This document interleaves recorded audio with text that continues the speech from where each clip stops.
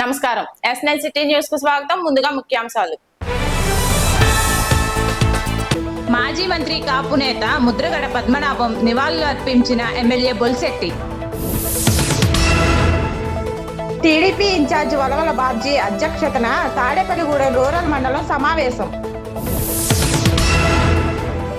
వడ్డీ రఘురాం ఆధ్వర్యంలో భీమవరం మాజీ ముఖ్యమంత్రి జగన్ ఆక్వా రైతులకు బాసట సభకు తరలి వెళ్లిన వైసీపీ శ్రేణులు. ఈ రోజు ప్రతిపాడు నియోజకవర్గం కిర్లంపూడిలో మాజీ మంత్రి కాపు ఉద్యమ నేత శ్రీ ముద్రగడ పద్మనాభం గారి స్వగృహానికి వెళ్లి వారి భౌతిక కాయానికి పూలమాలలు వేసి నివాళులు అర్పించడం జరిగింది. అనంతరం వారి కుటుంబ సభ్యులను పరామర్శించి ప్రగాఢ సానుభూతి తెలియజేశారు.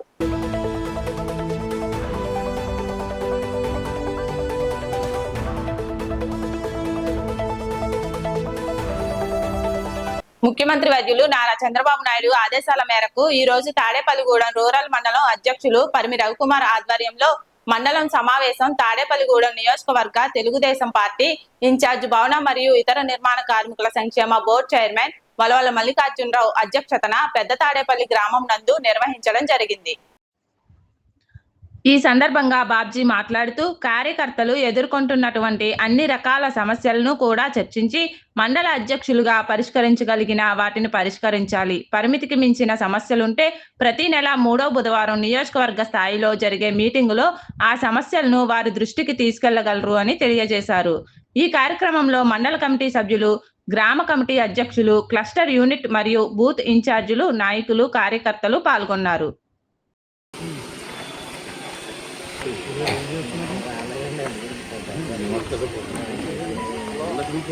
యూనిట్ గ్రామ పార్టీ పెట్టుకున్న తర్వాత 2వ బుధవారం ఏమో క్లస్టర్ దాకా తీసుకెళ్ళడానికి ప్రతి నెల పార్టీ ఈ మీటింగ్లు అనేవి పెట్టడం జరిగింది. కాబట్టి మీ ఊర్లో మీకు ఏదైనా మండలంలో ఇది చెప్పాలన్న సమస్య ఏదైతే ఈ కార్యక్రమంలో తిరుగుతారో రేపు పొద్దున్న అవకాశం వచ్చినప్పుడు ఆ డోర్ టు డోర్ తిరిగినప్పుడు ప్రజల సమస్యలు తెలుస్తాయి. ఆ సమస్యలు మనకి చెప్పి సాల్వ్ చేసుకుంటే మరి నాయకుడిగా ఎదగడానికి ఉంటుంది, సర్పంచ్గా పోటీ చేయడానికి ఉంటుంది, ఎంపీటీసీగా పోటీ చేయడానికి ఉంటుంది. ఇది గమనించి చాలా వరకు మరి చేయడం జరిగింది. ముఖ్యంగా ఈవేళ మరి పార్టీ ఏదైతే ఆదేశం ఇచ్చిందో ఆ ఆదేశాల ప్రకారంగా మనకి అలాట్ చేసిన పంచాయతీలు అవనివ్వండి, రేపొద్దున మున్సిపాలిటీలు అవనివ్వండి, ఎంపీపీ అవనివ్వండి, జడ్పీటీసీ అవనివ్వండి, కూటమి ధర్మం ప్రకారంగా మనకిచ్చిన గ్రామాలు మనం చేసుకుంటూ వాళ్ళకిచ్చిన గ్రామాల్లో కూడా మనం వాళ్ళ కోసం కష్టపడవలసిన అవసరం ఉంటుంది. నన్ను అల్లా శ్రీనివాసరావు గారు అడిగినప్పుడు లోకల్ బాడీస్ ఏం చేద్దాం అనుకుంటున్నారు అని అడిగారు. అడిగితే చెప్పడం జరిగింది 100% స్ట్రైక్ రేట్తో మీకు అప్పచెప్తామని చెప్పి. ఎందుకంటే అంత కాన్ఫిడెన్స్ మనకు ఉంది.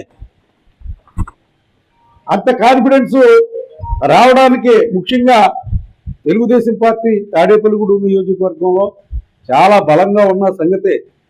ఇంతకుముందు మరి ఇక్కడ మండలంలో ఒక్కొక్క గ్రామంలో ఒక్కొక్క నెల ఇలా మీటింగ్ పెట్టుకుంటూ వెళ్తే ఆ గ్రామానికి సంబంధించిన సమస్యలు కానీ మండలంలో ఉన్న సమస్యలు కానీ మనకి బాగా అవగాహన వస్తుంది.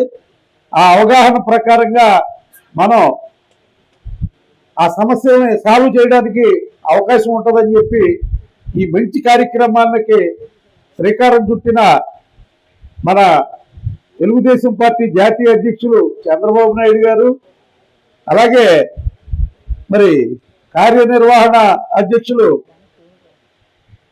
మన యువ ఆశాకిరణం లోకేష్ బాబు గారు, అలాగే రాష్ట్ర తెలుగుదేశం పార్టీ అధ్యక్షులు పల్లా శ్రీనివాస్ గారు, వీళ్ళందరూ ఆధ్వర్యంలో ఇలాంటి చక్కటి కార్యక్రమాలు మనకి ప్రజల్లోకి వెళ్ళే విధంగా అన్ని ఏర్పాట్లు కూడా చేయడం జరిగింది. ఎందువల్లంటే కూటమి ధర్మం ప్రకారంగా మీకు ఇబ్బందులు ఉంటాయి, మాకు ఇబ్బందులు ఉంటాయి, పైన ఇంకా ఎక్కువ ఇబ్బందులు ఉంటాయి. కానీ వాళ్ళు అన్ని తట్టుకుని ఈ కార్యక్రమాలన్నీ రూపొందించడం జరుగుతూ ఉంది.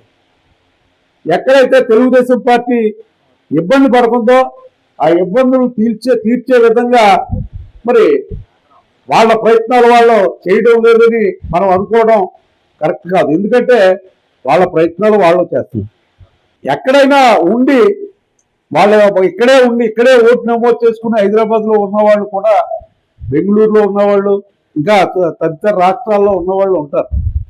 వాళ్ళందరూ కూడా ఇప్పుడు మనం సరి చేసుకుని ఎవరైతే మనకి ఏదైతే ఓటింగ్ రోజున వస్తారో అనుకుంటే తప్పనిసరిగా వాళ్ళందరినీ కూడా జాయిన్ చేయవలసిన అవసరం ఉంది. 10 రోజులు టైం ఇచ్చారు కనుక ఈ 10 రోజుల్లో మరి బిఎల్ఓల్ని వాళ్ళని వెంట తీసుకుని ఏ గ్రామం ఆ గ్రామంలో మన కార్యకర్తలు తిరిగితే ఖచ్చితంగా వస్తాయి. పశ్చిమ గోదావరి జిల్లా తాడేపల్లిగూడెం నుంచి భీమవరంలో జరిగే మాజీ ముఖ్యమంత్రి వైఎస్ఆర్సీపీ అధినేత వైఎస్ జగన్మోహన్ రెడ్డి ఆక్వా రైతులకు బాసటగా కార్యక్రమానికి నియోజకవర్గ ఇన్ఛార్జ్ వడ్డీ రఘురామ్ నాయుడు ఆధ్వర్యంలో 800 మోటార్ సైకిళ్లు, 100 ఆటోలు, 125 కార్లతో పెద్ద ఎత్తున ర్యాలీగా తరలి వెళ్లిన వైఎస్ఆర్సీపీ శ్రేణులు.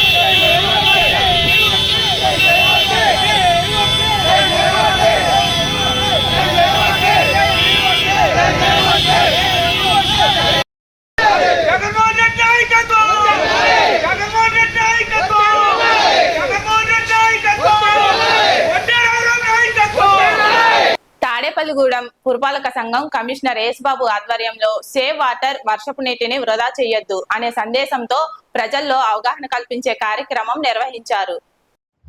ఈ సందర్భంగా కమిషనర్ యేసుబాబు మాట్లాడుతూ, వర్షపు నీరు ప్రకృతి ప్రసాదించిన అమూల్యమైన సంపద అని, ప్రతి ఒక్కరూ వర్షపు నీటిని వృధా కాకుండా ఇంకుడు గుంతలు, రైన్ వాటర్ హార్వెస్టింగ్ పద్ధతుల ద్వారా భూగర్భ జలాల్లోకి చేరేలా చర్యలు తీసుకోవాలని సూచించారు. ప్రతి ఇంటిలో వర్షపు నీటి సంరక్షణ చర్యలు చేపట్టడం వల్ల భవిష్యత్ తరాలకు తాగునీటి కొరతను నివారించవచ్చు అని తెలిపారు. నీటిని పొదుపుగా వినియోగించడం ప్రతి పౌరుడి బాధ్యత అని, ప్రతి నీటి బొట్టు ఎంతో విలువైనది అనే భావంతో ముందుకు సాగాలి అని ప్రజలకు పిలుపునిచ్చారు. పర్యావరణ పరిరక్షణతో పాటు నీటి సంరక్షణలో ప్రజలందరూ భాగస్వాములు కావాలని కోరుతూ సేవ్ వాటర్, సేవ్ ఫ్యూచర్ అనే నినాదంతో కార్యక్రమాన్ని విజయవంతం చేశారు. పశ్చిమ గోదావరి జిల్లా తాడేపల్లిగూడెం నల్లజర్ల మండలం పోతవరం తౌడు ఫ్యాక్టరీ బాయిలర్ లో పడి తమ్ములపల్లి రాజేంద్ర అనే యువకుడు 22 సంవత్సరాలు గల అనుమానాస్పద మృతి చెందాడు. మంగళవారం తెల్లవారుజామున దుర్ఘటన ఉదయం 7 గంటలకు మృతదేహం వెలికితీత. కుటుంబ సభ్యులకు ఉదయం 11 గంటలకు సమాచారం ఇచ్చిన యాజమాన్యం బాయిలర్ నుంచి తీసిన సమయంలో ఊపిరి లేదు అని పోలీసులు చెప్పారంటున్న బంధువులు, ఆత్మహత్య చేసుకున్నాడని సంస్థ యాజమాన్యం దుష్ప్రచారం చేస్తుందంటూ బంధువుల ఆరోపణ. న్యాయం కావాలి అంటూ తాడేపల్లిగూడెం ఏరియా ప్రభుత్వ ఆసుపత్రి వద్ద బంధువుల డిమాండ్. లేకుంటే ఆత్మహత్య శరణ్యమంటున్న తల్లిదండ్రులు. మా మేనల్డ్ ఇక్కడ 3F పామాయిల్ కంపెనీలోని ఉద్యోగం నుంచి వచ్చాడు. ఉద్యోగం చేస్తా రాత్రి ఉద్యోగం చేశాడు. 7 గంటలకి మా చెల్లిదాలతో మాట్లాడాడు.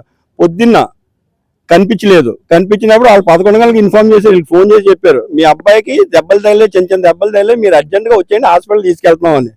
తీరా చూసి మేము అక్కడి నుంచి వచ్చేటప్పటికి ఇక్కడ మన తాడేపల్లిగూడెం GGH బాడీని చూపెడుతున్నారు మాకు. మనిషి అక్కడ చనిపోతే మేము ఎవరో రాకుండా బాడీ తీయాలని పని ఏంటి? ఒకటి. తర్వాత ఈనాడు విలేకరు కిట్టు అతనితో నేను మాట్లాడడం జరిగింది. అతను ఇన్ఫార్మ్ చేశాడంటే సూసైడ్ చేసుకున్నాడని చెప్పి, కార్మికుడు సూసైడ్ చేసుకున్నాడని చెప్పి తప్పుడు కథనాలు ఇచ్చాడు. నేను దాంతో ఆయనతో మాట్లాడటం జరిగింది. నువ్వు ఎలాగ ఇచ్చావు, ఏ బేస్ మీద ఇచ్చావు, కంపెనీ నాకు ఇంటెలిజెన్స్ వాళ్ళు ఇచ్చారని చెప్పారు. ఇంటెలిజెన్స్ వాళ్ళు ఇచ్చారు, ఎలాగిస్తారు ఇంటెలిజెన్స్? ఎవరి దగ్గర తీసుకున్నారు రిపోర్ట్? తల్లిదండ్రులు కాంటాక్ట్ చేశారా? ఎవరిని కాంటాక్ట్ చేశారు? ఎవరిని కాంటాక్ట్ అయ్యాక నీకు ఇష్టం వచ్చినట్టు యజమానంతో కుమ్మక్కయ్యి తప్పుడు వార్తలు స్ప్రెడ్ చేస్తున్నారు. ఆ తర్వాత నేను కిట్టుని పలానాడు ఇచ్చాడు, ఎవడు ఇచ్చాడు, ఆ ప్రెస్ నోట్ ఏంటో నాకు పెట్టని చెప్తే అతను నాకు పెట్టకుండా ఇంటెలిజెన్స్ రామాంజనులే అంట ఆయన పేరు. ఆయనకి నా నంబర్ ఇచ్చితే ఆయన నన్ను కాంటాక్ట్ చేశాడు. ఆయన నన్ను కాంటాక్ట్ చేయాల్సిన పని ఏంటి? ఇక్కడ తప్పు జరగలేనప్పుడు ఆయన నాకు కాంటాక్ట్ చేయాల్సిన పని ఏంటి? ఆయన క్లారిటీ ఇవ్వాల్సిన పని ఏంటి? ఉన్న వార్త మాకు అనుమానం ఏంటంటే అక్కడ ఏదో జరిగింది. ఆ HR కృష్ణప్రసాద్, ఇంకొక GDM శ్రీనివాస్, వీళ్ళందరూ కలిసి అక్కడ ఇంకొక సెక్షన్ ఇన్ఛార్జ్ ఉన్నాడు. సెక్షన్ ఇన్ఛార్జ్ వీళ్ళందరూ కలిసి వాడిని చంపి నీటిలో పడిపోతే ప్రమాదశాతం పడిపోయారు, సూసైడ్ చేసుకున్నారు. ప్రమాదశాతం పడిపోయినారు, నీటిలో పడిపోతే మా మేనళ్ళు చచ్చిపోవడం. ఎందుకంటే మేము పల్లెటూరు, చుట్టూరు కాలాలు ఉన్నాయి, చెరువులు ఉన్నాయి. చిన్నప్పటి నుంచి ఇతనికి అబ్బాయికి ఈత కొట్టాడు. ఎవడో కూడా నీటిలో ట్యాంక్ లో మునిగిపోయి చచ్చిపోవడం. ఒకవేళ పడినా సరే వీళ్ళు కావాలని యజమాని ఏదో చేసింది. దీనికి మాకు న్యాయం జరగాలి. మేము న్యాయం జరిగే వరకు ఇలాగే పోరాడతాం, ఎంత దూరం అయినా వెళ్తాం. ఎవరైనా సరే వచ్చి వాళ్ళకి అప్పులు ఉన్నాయి, ఫైనాన్షియల్ ప్రాబ్లం ఉంది, సూసైడ్ చేసి ఫైనాన్షియల్ ప్రాబ్లం వీళ్ళు చూసారా? ఏ బేస్ మీద చెప్తున్నారు? చూపించండి, ఏ బేస్ ఉంది మీకు? ఎలాగా ఏ బేస్ మీద చెప్తారు? ఫైనాన్షియల్ ప్రాబ్లం ఉంది, సూసైడ్ చేసుకుంటున్నారు. వీళ్ళు కావాలని చేశారు. వీళ్ళు ఏదో ప్రాబ్లం ఉంది, అదేదో జరిగింది. కేవలం మా మేనల్ని చంపేసి పారేశారని మేము మాత్రం చేస్తున్నాం. హాస్పిటల్లో ఉన్నాం. 2 గంటలకు వచ్చాం. 2 గంటలకు వచ్చి ఒక యాజమాన్యం కానీ డిపార్ట్మెంట్ కానీ ఎవరో కూడా వచ్చి ఒక సమాధానం చెప్పలేదు. సాయంత్రం 6 గంటల వరకు ఎవరో రాలేదు. వచ్చి మళ్ళీ ఏం చెప్తున్నారు? సూసైడ్ చేసుకున్నారని చెప్తున్నారు. వాళ్ళు ఎలా చెప్తారు సూసైడ్ చేసుకున్నారని? సూసైడ్ చేసుకోండి, కంపెనీలోకి వెళ్ళి సూసైడ్ చేసుకుంటారా? ఎవరినే ఇల్లు లేదా? కొంపలో ఆ రూమ్ లో ఒకడే ఉంటున్నాడండి. 10 మంది ఉన్నారంటే ఆపుతారు. రూమ్ లో ఒకడే ఉన్నప్పుడు ఎవరో ఆపుతారు? ఇది కేవలం యాజమాన్యం నిర్లక్ష్యం, కావాలని చేసింది తప్పు. యాజమాన్యం చంపి పారేసింది. దీనికి మాకు న్యాయం జరగాలి. మేము న్యాయం జరిగే వరకు ఇక్కడి నుంచి ఎక్కడికి కదలం. బాడీ ఇక్కడ ఉంటాం, లేదా రేపు పొద్దున్న మాకు బాడీ వస్తే మేము తీసుకెళ్ళి కంపెనీ గేట్ ముందు బాడీ పెట్టి ధర్నా చేస్తాం. మాకు న్యాయం జరిగే వరకు ఇక్కడి నుంచి కదలం. ఇప్పుడు సీసీ కెమెరా ఫుటేజ్ కూడా ఎస్ఐ గారు మాకు ఏ విధంగా చూపించారంటే, ఆ మనిషి ఆ ట్యాంక్ వరకు వెళ్ళే వరకునే చూపించారండి. తర్వాత ఏం జరిగింది అన్నది కూడా అసలు చూపించట్లేదండి. సంథింగ్ ఏదో మిస్టరీ జరిగిందండి. ఏదో తర్వాత ఎవరు వెళ్ళారు, ఎవరు తోసారు, ఎవరు ఏ విధంగా అయింది అన్నది చూపించట్లేదండి. అక్కడ వెళ్ళడం ఒక పాయింట్ 4-20 నిమిషాలకి వెళ్ళినట్టుగానే చూపించారు. తర్వాత ఏమైంది అన్నది కూడా మాకు సీసీ కెమెరా చూపించట్లేదు.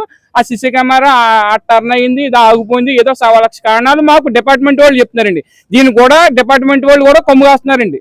ఎస్ఐ గారు, సిఏ గారు కూడా కొమ్ము కాస్తున్నారండి. ఇప్పుడు సామాన్యులు కూడా న్యాయం జరగకపోతే ఎలాగ సార్? రేపు ఈ విషయాన్ని కంపల్సరీ మేము చంద్రబాబు నాయుడు దృష్టికి, పవన్ కళ్యాణ్ గారి దృష్టికి కంపల్సరీ తీసుకెళ్తామండి. ఇలాంటిది కూడా ఇంకెవరికి కూడా జరగకూడదండి. అదే పవర్ అండి. ఆ కుర్రోడు నీర్జల్లా ఏదో నల్లజల్లా పల్లెటూరు ఏదో ఉందండి. ఆ పల్లెటూరు కంపెనీలో పనిచేయడానికి వచ్చాడు. పనిచేయడానికి వచ్చిన తర్వాత వీళ్ళకి ఫోన్ చేశారంటండి. ఫోన్ చేసిన తర్వాత ఇలాగ మీ కుర్రోడు చిన్న దెబ్బలు తగిలి మీరు గబగబా తల్లిదండ్రులు కలిపి ఆటో కట్టించుకు వచ్చేయమన్నారట. వచ్చామంటే వాళ్ళకి తల్లికి ఫోన్ అంటూ తెలిసి కానీ తండ్రికి ఫోన్ అంటూ తెలియదండి. చేలో పనిలోకి వెళ్ళాడు. చేలో పనిలోకి వెళ్ళిన తర్వాత మేము ఏంటంటే మేము ఒక దిక్కున ఉన్నామండి. ఒక దిక్కున ఉంటే గబగబా వచ్చేసరికి ఇంటికాడ గందరగోళం జరుగుతుంది. బాబు అమ్మాయి అన్నారు. అమ్మాయి ఏంటంటే ఈ లోపల ఏంటంటే నలుగురికి ఫోన్ చేసుకుని వచ్చామండి. వచ్చిన తర్వాత తల్లికి కానీ తండ్రికి కానీ ఇంత మంచినీళ్ళు తాగుతా, మరుగునీళ్ళు తాగుతా అని యాజమాన్యం ఇంత మాట చెప్పలేదండి. వాళ్ళు మేమే మంచినీళ్ళు తాగుతా, మరుగునీళ్ళు తాగుతా అని అక్కడికే తిరుగుతా చేసామండి. వాళ్ళు మా పెద్దలు కూడా సమాధానం చెప్తలేదు. కుర్రోడిని ఇప్పుడు అక్కడ చచ్చిపోయింది. బాడీ చచ్చిపోయిన తర్వాత పోలీస్ వ్యవస్థ అన్న, యాజమాన్యం అన్న, తల్లి తండ్రి ఊళ్ళో పెద్దలు వచ్చేదాకా ఉండాలా ఉండకూడదా? అక్కడ ఉండాలండి. ఏమో లేకుండా హాస్పిటల్లో తీసుకొచ్చేసి ఓటు మాట చేసి తల్లికి తండ్రికి శాపం చుట్టూ ఇచ్చేస్తారు అలా. మీరు ఈ మీడియా మీరు సహకారం చేస్తే చేయండి, లేకపోతే తల్లి తండ్రి ఇక్కడే చచ్చిపోతారండి. ఆ కంపెనీ దగ్గరికి వెళ్ళి చచ్చిపోతారండి, ఇక్కడ కాదు. ఆ పోలీస్ వ్యవస్థ, ఈ కంపెనీ ఆ యాజమాన్యం కూడా దానికి నాయకుడు న్యాయం చేయకపోతే వీళ్ళు జరిగింది ఇదండి. ఆడే ఆధారం వీళ్ళకి, వాళ్ళ మీద బతుకుతున్నారు. ఈ వార్తలు ఇంతటితో సమాప్తం. తిరిగి మళ్ళా రేపు కలుసుకుందాం.